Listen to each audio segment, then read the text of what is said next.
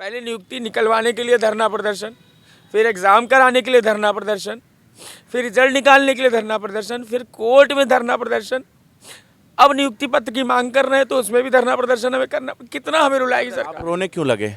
रोने की स्थिति हम लोगों की हो चुकी है। नहीं, रो क्यों रहे हैं आप? एक नौजवान और एक युवा होके जब आपको रोजगार मिल रहा हो, अब तो समस्या ऐसी हो गई है कि करें तो क्या करें, माँ बाप को क्या बता। यहाँ से बाहर निकलने में पुलिस वाले धमकी देते, अधिकारियों के यहाँ जाओ तो वो आश्वासन देते। हमने अपना पैसा लगा के अपना वकील खड़ा करके केस लड़ा। आज हम आयोग जाते हैं तो वो कहते हैं कि नहीं नहीं हम डबल बेंच जाएंगे। क्या मामला है? जब सब कुछ ठीक चल रहा है तो आप लोग मजबूर क्यों हैं बैठे हैं? हमारी भर्ती सन 2019 में आई हुई थी। 2021 में फाइनल रिजल्ट आयोग द्वारा निकाल दिया गया था। असफल अभ्यर्थियों द्वारा कुछ केस कर दिया गया था आयोग के ऊपर, तो उस केस का भी निस्तारण के इलाहाबाद खंडपीठ ने 1 मई को वहां से उनकी सारी पिटीशन खारिज कर दी और 19 मई को लखनऊ बेंच ने भी खारिज कर दी। उसके तदुपरांत हम लोग ने आयोग के सचिव का रुख किया। आयोग के सचिव कहते हैं कि 2 दिन रुक जाइए, 4 दिन रुक जाइए, ऑर्डर आ जाने दीजिए। जब ऑर्डर आ जाता है तो आज हमारे कुछ भाई आयोग जाते हैं, मिलते हैं, तो वो बताते हैं कि नहीं हम आपकी फ़ाइल अभी भी नहीं भेजेंगे और हम न्यायिक प्रक्रिया और बढ़ाएंगे।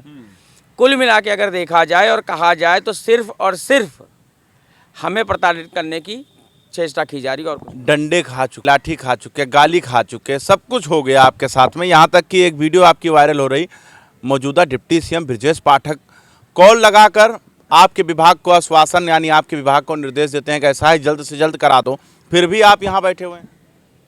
आश्वासन ही मिल रहा है। अभी तक हम लोग जिन मंत्रियों का रुख किया या जिन अधिकारियों का रुख किया, कोई ऐसा मंत्री, कोई ऐसा अधिकारी जो इस नियुक्ति को आगे बढ़ा सकता है, हमने हर जगह दरवाज़ा खटखटा लिया है।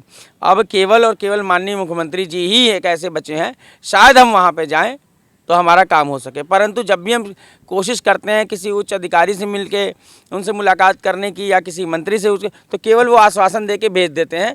हमें कोई भी माननीय मुख्यमंत्री जी तक कोई पहुंचने नहीं दे रहा है। भीख मांगने पर आप मजबूर हो गए? क्या किया जाए, जब पैसे नहीं बचे हैं। 8,000 रुपये की मैं नौकरी करता हूँ, मैं 4 लोग हैं परिवार में। किसी तरीके लोन लेकर के मेरे माता पिता ने पढ़ाया है हमको। आज वो रिश्तेदार जो पढ़ाई के लिए जो पैसा दिए थे आज वो वापस मांग रहे हैं। क्या करूँ मैं? अपने शरीर का रक्त बेचूँ? कहाँ से उनका पैसा वापस करूँ बताइए? वो आशा थी कि नौकरी मिल जाएगी, परिवार के दुख दूर हो जाएंगे।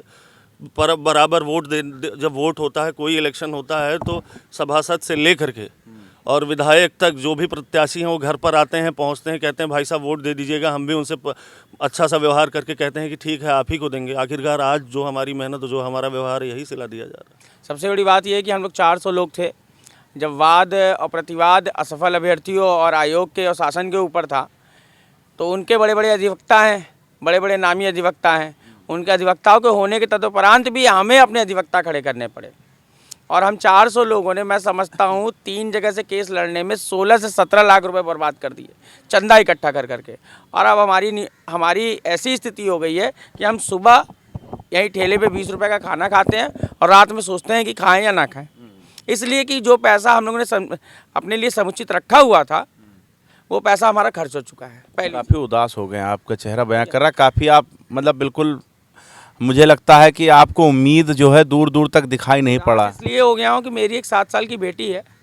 आज 40 दिन बीत गए, मैं उससे मिल नहीं पाया हूँ इसी धरने की और केस की वजह से। इनकी भी बेटी है, यहाँ पे सब लोग परिवार वाले हैं। माँ बाप का फ़ोन सुबह शाम आता है कि तुम लोग जिंदा हो कि मर गए। यहाँ पुलिस वाले धमकी देते हैं कि कुछ भी करोगे तो तुम्हारे ऊपर 309 का FIR दर्ज। आप रोने क्यों लगे? रोने की स्थिति हम लोगों की हो चुकी है। नहीं, रो क्यों रहे हैं आप? एक नौजवान और एक युवा होके जब आपको रोजगार मिल रहा हो, बात समझिए, जब मोदी जी, योगी जी कह रहे हैं रोजगार दे रहे हैं, तो आपकी आंखों में आंसू हैं। आपके आंसू देखकर मेरे आंसू आ गए। आंसू की बात ये है कि कोई सुन नहीं रहा हमारी। कहाँ जाए हम लोग? अब तो समस्या ऐसी हो गई है कि करें तो क्या करें, माँ बाप को क्या बताएं। स्थिति ऐसी आ चुकी है हम लोगों की। यहाँ से बाहर निकलने में पुलिस वाले धमकी देते, अधिकारियों के यहाँ जाओ तो वो आश्वासन देते। हमने अपना पैसा लगा के अपना वकील खड़ा करके केस लड़ा। आज हम आयोग जाते हैं तो वो कहते हैं कि नहीं नहीं हम डबल बेंच जाएंगे। आप देखिए यहाँ पर माहौल आप देख सकते हैं, सारे लोगों के आंखों में आंसू नाचने लगा। जब इनका दर्द जानने के लिए हम कोशिश किए कि जरा देखें दर्द क्या है, तो बेटी का हवाला देते हुए कि आज कई दिन हो गए हैं अपनी बेटी से नहीं मिल पाए हैं, और यही कारण है कि आप लोगों के आंखों में आंसू आ महोदय रहे हैं। देखिए, हम लोग स्वास्थ्य कर्मी हैं। एक समय सरकार का नारा हुआ करता था जो कोविड आएगा कि हम स्वास्थ्य सेवाएं प्रदेश की बहुत बेहतर करेंगे। आप रोइए नहीं, इंसाफ मिलेगा और योगी जी इंसाफ करेंगे। मुझे उम्मीद है कि वो इंसाफ करेंगे, लेकिन दर दर की ठोकरें आप खा रहे हैं, इसके लिए मुझे लगता है कि शर्मिंदा हैं हम खुद। क्या बोलो, तो महोदय देखिए, बात यह है कि बिल्कुल कोई शब्द नहीं है। अब हिम्मत नहीं है। पहले नियुक्ति निकलवाने के लिए धरना प्रदर्शन, फिर एग्ज़ाम कराने के लिए धरना प्रदर्शन, फिर रिजल्ट निकालने के लिए धरना प्रदर्शन, फिर कोर्ट में धरना प्रदर्शन, अब नियुक्ति पत्र की मांग कर रहे हैं तो उसमें भी धरना प्रदर्शन हमें करना। कितना हमें रुलाएगी सरकार। तो 1 करोड़ रोजगार जो बैनर लगे थे उसमें आपका नाम, मुझे नहीं लगता हम लोग कहीं पे भी है, हम लोग कहीं नहीं है उसमें। आप हमारी सबकी स्थिति का पता लगा सकते हैं कि हम लोग हर जगह पैसे खर्च कर रहे हैं, वकील खड़ा कर रहे हैं, केस लड़ रहे हैं। क्या हम केस लड़ने के लिए फॉर्म डाले थे? हम लोगों ने तो यही सोचा था कि भर्ती में फॉर्म डालेंगे, एग्ज़ाम होने के बाद हमें नियुक्ति पत्र मिल जाएगा।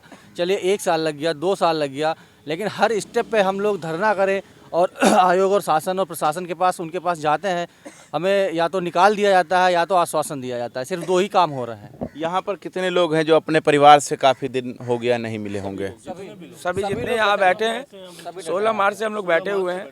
16 मार्च से बैठे हैं। बेटी की याद आ रही होगी आप लोग को।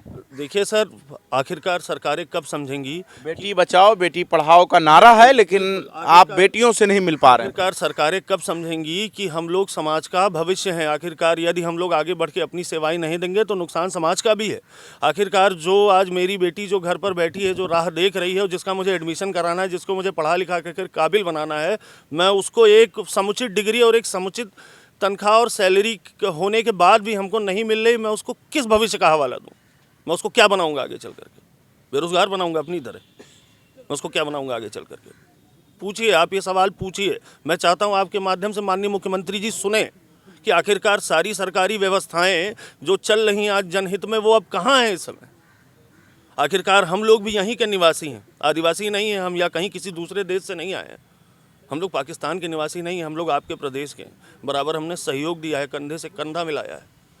आपकी तब भी आपको दर दर की ठोकरें खाना पड़ रहा है। नहीं पड़ रही। कोई हमसे चपरासी तक ढंग से बात नहीं करता है। सबसे बड़ी दिक्कत ये कि गलती हमारी क्या है?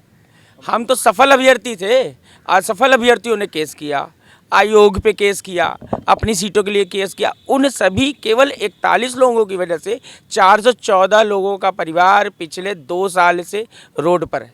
क्यों? आपने उनको बाहर किया, आपके एलिजिबिलिटी क्राइटेरिया में वो नहीं आते हैं। अब उनको भी माननीय उच्च न्यायालय ने खारिज कर दिया। 4 लोगों का हवाला दिया कि चलिए उनका जांच कर लीजिए, आपसे वो जांच नहीं होती है।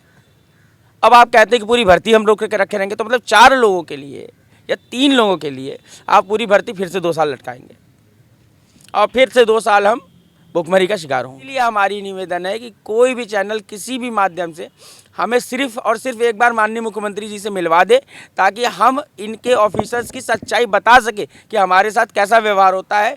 पहले हम लोग 300-400 की भीड़ में जाते थे तो वो कहते थे कि आप लोग 300-400 की भीड़ में मत आइए, आप लोग 2 लोग 3 लोग आइए।